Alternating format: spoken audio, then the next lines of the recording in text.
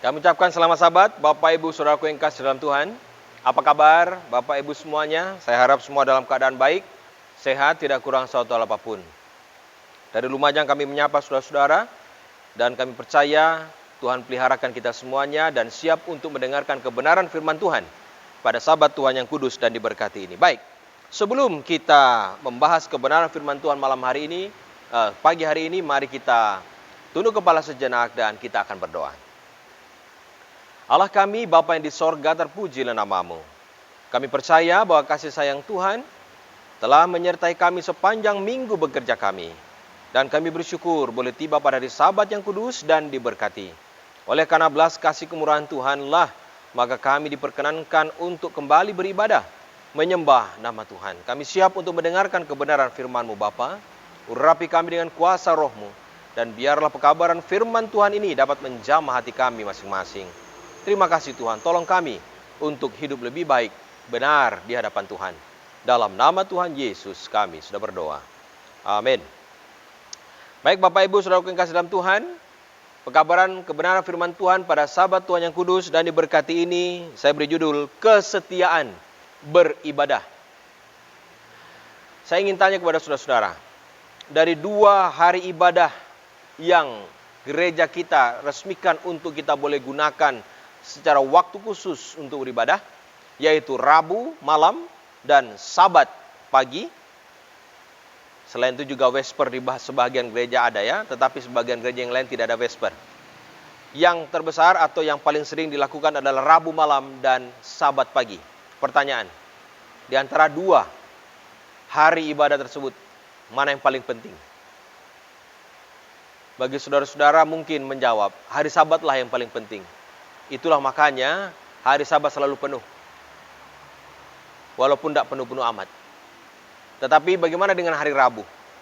Apakah hari Rabu kalah penting dengan hari Sabat? Apakah hari Rabu tidak penting sehingga tidak mendapat prioritas kita? Kalau seandainya saudara-saudara mendapatkan undangan pesta nikah, ataukah mungkin ulang tahun pada hari Rabu malam di jam yang sama dengan waktu kita beribadah, kira-kira mana yang akan saudaraku dahulukan? Ibadah dulu ataukah undangan pesta dulu? Pertanyaan ini penting karena seringkali kita mengabaikan waktu untuk bertemu dengan Tuhan. Nah, berbicara soal kesetiaan, kata setia ini itu di dunia sekarang ini sudah semakin langka, bukan? Dalam hubungan suami istri, penting sekali apa yang disebut dengan kesetiaan antara suami dengan istri. Kalau saudara dan saya bermasalah dengan yang namanya kesetiaan, rumah tangga bisa bubar. Bagaimana kalau seandainya saudara adalah seorang karyawan? Saudaraku dibesarkan di sebuah organisasi tertentu atau perusahaan tertentu, dan setelah saudaraku besar dan sukses, lalu saudaraku terbang ke tempat yang lain, perusahaan yang lain, sementara perusahaan yang membesarkan saudara gigit jari karena mereka telah kehilangan peran serta saudara. Kesetiaan ini seringkali susah didapatkan di dunia ini. Nah, bagaimana dalam kaitan dengan sorga? Apakah saudara dan saya juga setia di dalam hal peribadatan kepada Allah? Karena yang disebut dengan ibadah, semua itu berkaitan dengan hati kita. Saudara dan saya perlu menyadari bahwa sebagai umat Tuhan, kita membutuhkan waktu untuk bersekutu dengan Dia. Nah, saudaraku yang kasih dalam Tuhan, mari kita lihat apa sih arti dari yang namanya ibadah. Nah, berdasarkan kamus atau etimologi dari kata ibadah ini, dalam perjanjian lama kata ibadah merupakan terjemahan dalam bahasa Inggris to serve, yang artinya melayani atau beribadah. Ini didapati di dalam Yosua 24 ayat 15, firman Allah katakan, "Tetapi jika kamu anggap tidak baik untuk beribadah kepada Tuhan, pilihlah pada hari ini kepada siapa kamu akan beribadah. Allah yang kepada nenek moyangmu beribadah di seberang sungai Efrat, atau Allah orang Amori yang negerinya kamu diami ini. Tetapi aku dan seisi rumahku, kami akan beribadah kepada Tuhan. Yosua dan keluarganya menyembah Allah dalam peribadatan mereka. Ibadah mereka menunjukkan siapa oknum yang mereka layani. Bapak Ibu, di dalam bahasa Ibrani digunakan kata abed yang berarti bekerja seperti seorang budak atau mengabdi kepada seorang raja atau melayani dalam fungsi keimaman. Nah, sedangkan dalam perjanjian baru digunakan juga dalam bahasa Inggris, kata ibadah itu adalah to worship, yang artinya menyembah. Nah, di dalam arti yang lain, ya, disebutkan juga godliness, yang artinya berpusat kepada Allah. Nah, saudaraku yang kasih, hidup yang takut akan Allah dan melakukan kewajiban religius kepadanya, ini yang bisa disebut dengan arti kata ibadah. Nah, dari berbagai macam gambaran tadi, dapat kita simpulkan bahwa pengertian iman Kristen kita dengan yang namanya ibadah itu adalah kegiatan ritual keagamaan di mana seseorang menyembah Allah, Khalik, pencipta langit dan bumi, di dalam nama Tuhan Yesus Kristus, melayaninya baik secara pribadi maupun secara berjemaat dalam perkumpulan raya ataupun kelompok. Jadi peribadatan ini penting, saudaraku. Kalau dikaitkan dengan apa yang tadi kita sudah sampaikan di awal, seringkali kita menganggap bahwa pertemuan kita secara pribadi dengan Tuhan, entahkah itu hari Rabu ataukah hari Sabat, penting bagi kita untuk mendapatkan perhatian yang lebih lagi. Coba kalau saudara mau bertemu dengan seorang pejabat tinggi pemerintah, tentu hati kita berbunga-bunga, bukan? Karena kita akan bertemu dengan Presiden Jokowi misalnya. Nah, ini kita bertemu dengan Sang Pemberi Hidup. Dia yang telah menyelamatkan saudara dan saya. Tentu ini akan lebih penting lagi. Jauh lebih penting dari pertemuan dengan orang-orang lain. Tapi mengapa kita menganggap pertemuan dengan Tuhan sepertinya tidak terlalu penting? Bisa dilihat dengan kehadiran di gereja, saudaraku. Sangat sulit. Kalau kita perhatikan, biasanya gereja itu akan penuh di hari-hari tertentu. Kalau hari Natal, bagi mereka yang merayakan, ini sangat penuh gereja itu. Ya. Jadi di hari-hari ibadah biasa, ya bisa dikatakan ibadah ini menjadi seperti tidak ada peminatnya. Seperti apakah fenomena ibadah di dunia kekristenan saat ini? Saudaraku yang kasih dalam Tuhan, ada 3 bagian penting yang perlu kita perhatikan dalam hal ibadah. Karena ibadah tidak hanya melulu secara formal di gereja. Yang pertama, bagian yang disebut dengan ibadah ini memuat pujian, pemberitaan firman Allah, kesaksian, bahkan doa-doa syafaat dan persembahan. Itu ibadah secara formal. Bisa jadi saudaraku dan saya melakukan doa dan puasa juga. Ini termasuk ibadah secara formal. Nah, biasanya ibadah-ibadah yang semacam ini dilaksanakan di sebuah tempat khusus yang bisa disebut juga sebagai gereja, atau di tempat-tempat tertentu yang telah diasingkan untuk bertemu dengan Tuhan. Jadi, ibadah secara formal atau formal dilakukan melalui sebuah rangkaian acara tertentu yang dilakukan di sebuah tempat ibadah atau di tempat yang lain. Nah, yang kedua, kegiatan pelayanan bagi Tuhan di mana seseorang ini menggunakan talentanya melaksanakan pelayanan kepada umat. Nah, ini biasanya pelayanan yang dilakukan ke dalam, menjangkau ke dalam. Jadi banyak umat-umat Tuhan yang dikaruniai talenta-talenta khusus, karunia-karunia rohani untuk melayani umat yang mereka gunakan pada waktu ibadah. Ini pun disebut dengan ibadah. Jadi ibadah yang kedua bisa berarti sebuah pelayanan, dedikasi yang dilakukan oleh seseorang untuk melayani Tuhan dan sesama. Dan yang ketiga, ibadah itu termasuk keterlibatan dalam masyarakat seperti peduli lingkungan, marketplace atau dunia kerja dan sebagainya.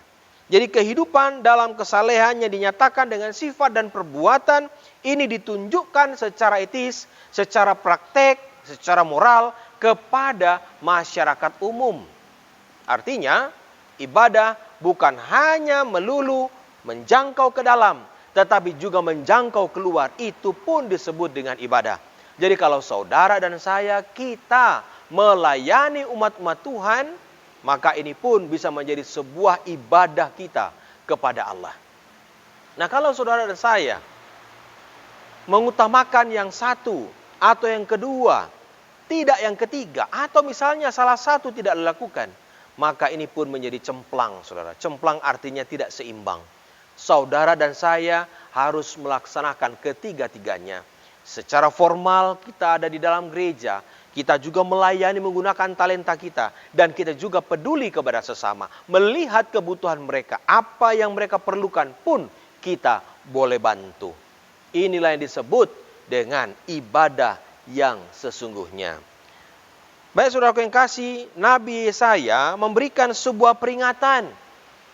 Karena firman Tuhan turun kepada Nabi ini, memperingatkan bangsa Israel karena mereka sibuk melayani ke dalam, tetapi tidak keluar. Ini pun tidak boleh. Di dalam Yesaya 58 ayat 5-7 katakan demikian. Sungguh-sungguh inikah berpuasa yang ku kehendaki, dan mengadakan hari merendahkan diri, jika engkau menundukkan kepala seperti gelagah, dan membentangkan kain karung dan abu sebagai lapik tidur. Sungguh-sungguh itukah yang kau sebutkan berpuasa, mengadakan hari yang berkenan kepada Tuhan? Bukan, Tuhan bilang, berpuasa yang ku kehendaki ialah supaya engkau membuka belenggu-belenggu kelaliman dan melepaskan tali-tali kuk, supaya engkau memerdekakan orang yang teraniaya dan mematahkan setiap kuk, supaya engkau memecah-mecah rotimu bagi orang yang lapar, dan membawa ke rumahmu orang miskin yang tak punya rumah. Dan apabila engkau melihat orang telanjang, supaya engkau memberi dia pakaian, dan tidak menyembunyikan diri terhadap saudaramu sendiri. Melayani orang lain itu pun bisa dibilang ibadah. Jadi kalau saudara dan saya, kita sebagai umat-umat Tuhan yang mengakui kebesaran Tuhan, sudah selayaknya dan sepantasnya lah kita praktekkan iman kita dengan melayani sesama kita. Nah, Bapak Ibu Saudaraku yang kasih dalam Tuhan, yang perlu kita mengerti dan perlu kita pahami sekarang ini adalah, kenapa sih kita harus beribadah? Apa pentingnya ibadah itu?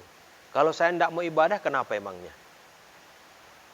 Pertanyaan ini harus kita renungkan dengan bijak. Saat ini saudaraku yang kasih, gereja-gereja banyak ditutup, apalagi di kota-kota besar, karena kehilangan peminat. Bahkan di Amerika, saya dengar, karena saya belum pernah ke Amerika, katanya banyak gereja-gereja yang alih fungsi pada akhirnya menjadi kafe, klub malam, dan lain sebagainya. Karena gereja-gereja itu sudah tidak dikunjungi lagi. Nah, saudaraku yang kasih dalam Tuhan, perlu kita renungkan, mengapa kita harus beribadah? Karena sebagaimana yang Tuhan katakan, ibadah itu adalah satu kewajiban setiap umatnya. Yang pertama, ada 5 alasan mengapa ibadah itu penting dan mengapa kita harus beribadah. Yang pertama, karena itu adalah kehendak Allah. Kita buka di dalam 1 Timotius 4 ayat 8. Demikian firman Tuhan. 1 Timotius 4 ayat 8. Latihan badani terbatas gunanya, tetapi ibadah itu berguna dalam segala hal, karena mengandung janji, baik untuk hidup ini maupun untuk hidup yang akan datang. Makanya saya katakan tadi, kalau kita berbicara soal waktu untuk ibadah, kenapa sih kok kita mau ibadah? Orang ditanya, kenapa kamu ke gereja? Ada orang bilang, saya mau selamat, makanya saya mau datang ke gereja. Lah, memang selama ini, apa yang telah dilakukan darah Kristus bagi saudara dan saya? Ketika saudara dan saya menerima Kristus sebagai Tuhan dan Juru Selamat pribadi kita, maka keselamatan itu telah diberikan dengan cuma-cuma kepada saudara dan saya. Saudaraku telah diampuni.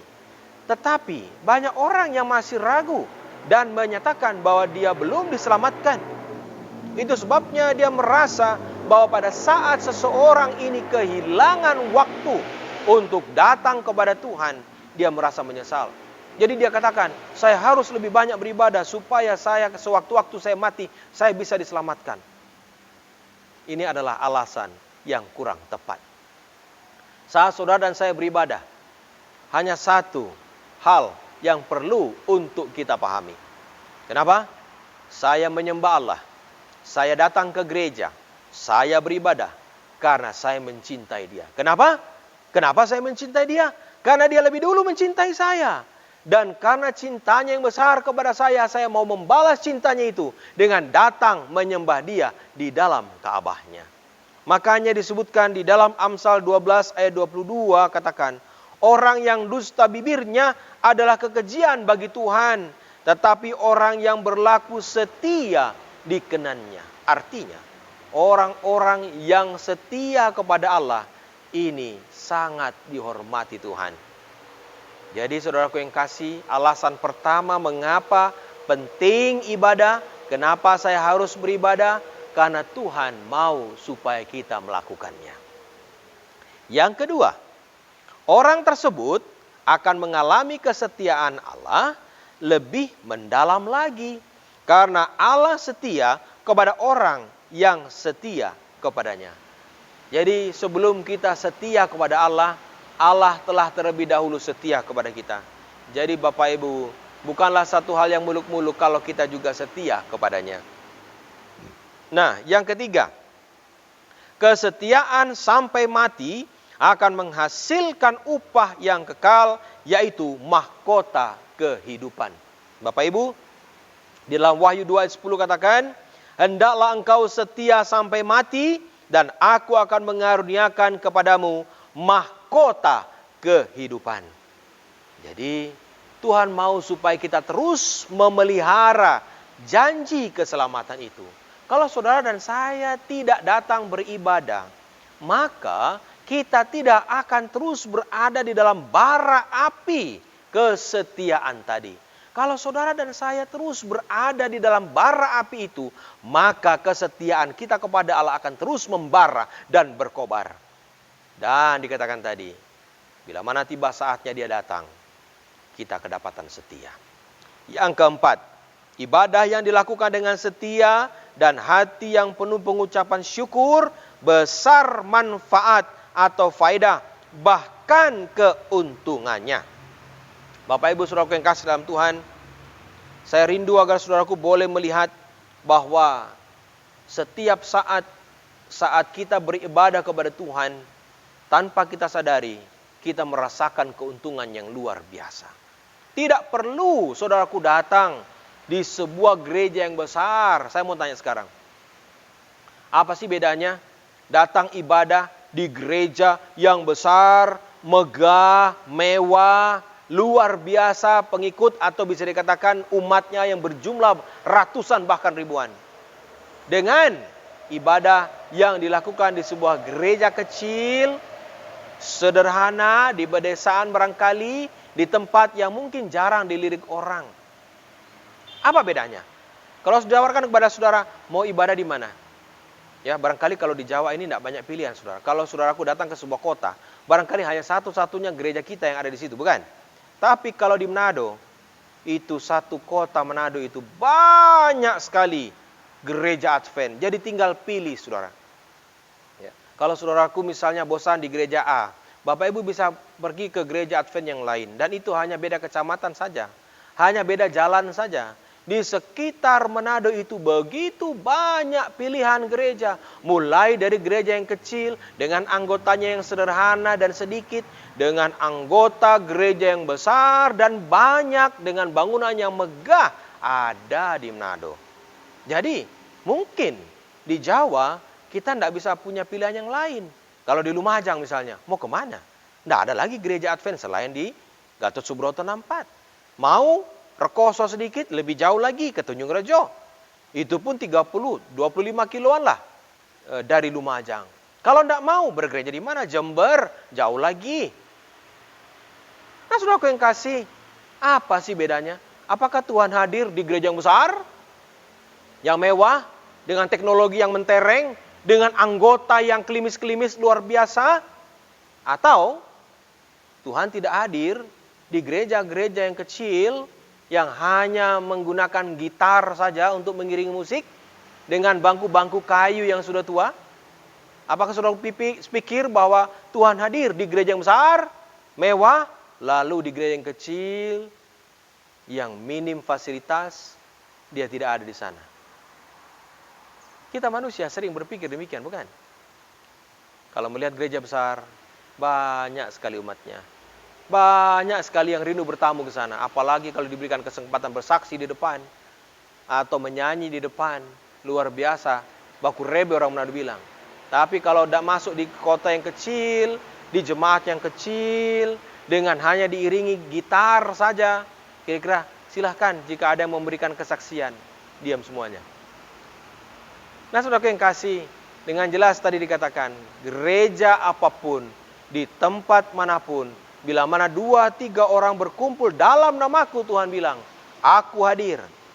Dan itulah sebabnya saudaraku yang kasih, biarlah kita boleh mengambil makna yang terbaik, bahwa setiap kali kita datang menghampiri tahta kasih karunia Allah, ada keuntungan yang besar yang kita dapatkan di sana. Yang terakhir, yang kelima, kenapa sih penting beribadah itu? Kesetiaan beribadah membuat sikap sosial kita dibangun dengan baik. Nah, saudaraku, di dalam gereja itu ada banyak warna orang. Mulai dari orang yang suka nampil, bahkan yang introvert, tidak suka nampil sama sekali. Mulai dari yang mampu secara ekonomi, ada yang tidak mampu secara ekonomi.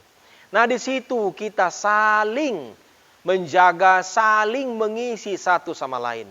Jadi dengan kita datang ke gereja, dengan kita datang beribadah, kita saling melengkapi satu dengan yang lain sesama umat Tuhan. Sehingga yang berkelebihan tidak merasa berkecukupan. Yang berkekurangan juga tidak merasa sangat kekurangan.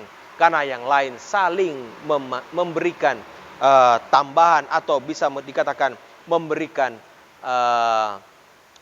apa yang dia rasa lebih. Istilahnya ada take and give.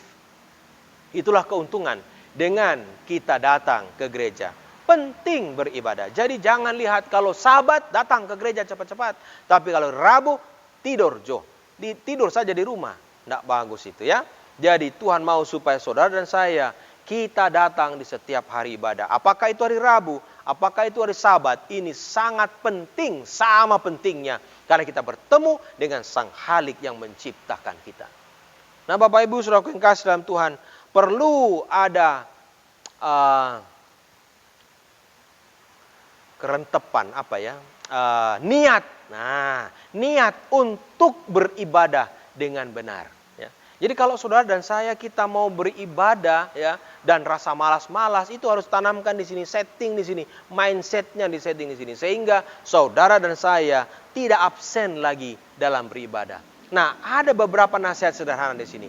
Yang pertama, karena kesetiaan itu membutuhkan tekad yang kuat, maka disiplin beribadah harus ditaati.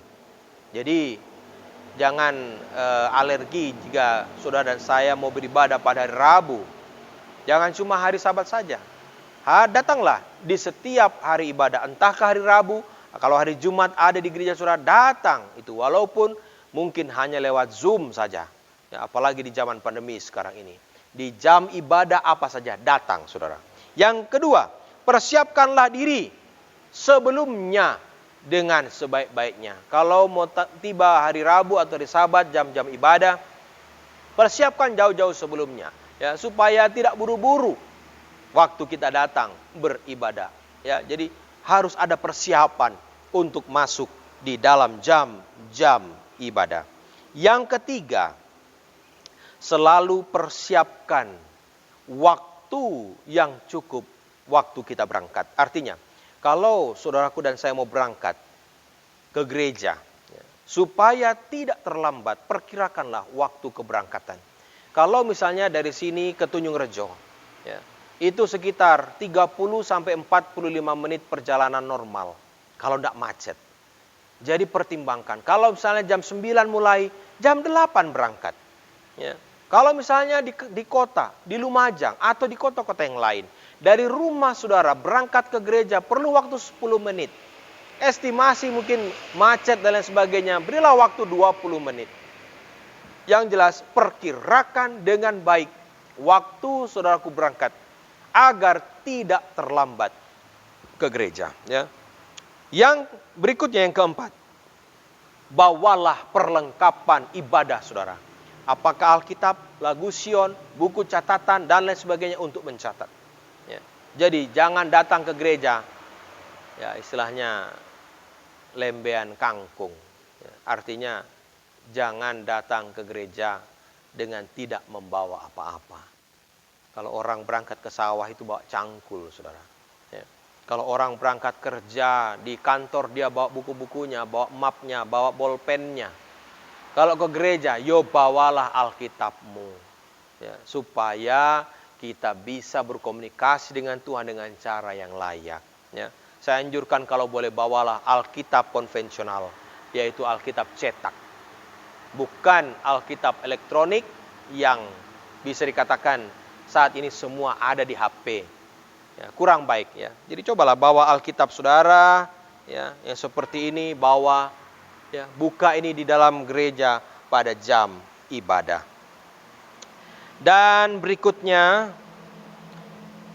ini nasihat sederhana bagaimana kita akan bersiap diri untuk beribadah. Ikuti semua mata acara ibadah dengan penuh kesungguhan hati. Kalau sudah berada di dalam gereja, tinggalkan semua urusan-urusan duniawi. Kalau perlu, matikan HP. Jangan saudaraku silent pada waktu dia bergetar, aduh bingung mau angkat. Banyak umat Tuhan sekarang ini yang tidak lagi kusuk dalam ibadah. Sehingga pada akhirnya menjawab panggilan-panggilan bisnis, dia keluar dari ruangan gereja pada jam khotbah, dia menerima telepon bisnis. Janganlah seperti ini. Tuhan tidak ditinggikan dan dimuliakan dengan cara yang demikian.